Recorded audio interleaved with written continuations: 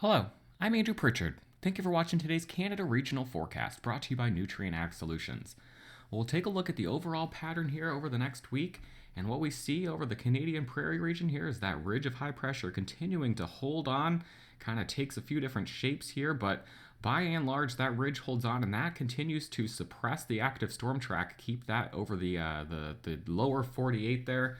And even seeing drier conditions really across this region as well. Just a couple of subtle storm systems sneaking through. We look at the precipitation forecast, and we can see that illustrated with the precipitation being kind of suppressed down towards the south, staying mostly dry here over the Canadian Prairie region. Perhaps a little bit of light precipitation sneaking into the area over the weekend. Total precipitation amounts just going through the next week. This is the next 7 days. There we see it, the central United States continuing to hold on to that precipitation dry across the Canadian prairies. Maybe a little bit of light precipitation, a couple of tenths of an inch across southern Alberta, maybe far southern Saskatchewan, but again, by and large, dry and warm across the region. We look at the 5 days, next 5 days averaged temperature anomaly, and obviously the warmest air in all of North America going to be located over parts of Canada there, and parts of the southern prairies there, the southern provinces of Canada, Alberta, Saskatchewan, and Manitoba, staying a bit warm over the next week.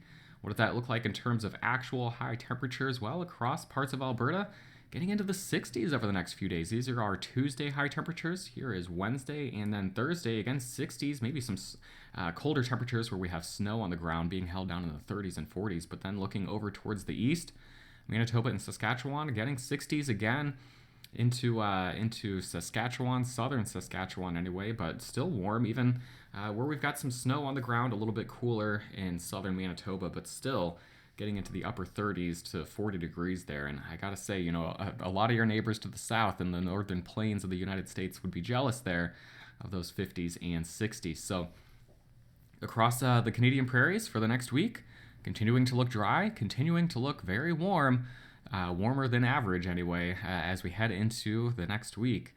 As always, Eric Snodgrass will have an in-depth look at the evolution of the next 1 to 2 weeks in our Thursday morning ag forecast video, and you can find your next Canada regional forecast right here on Friday. Have a great day.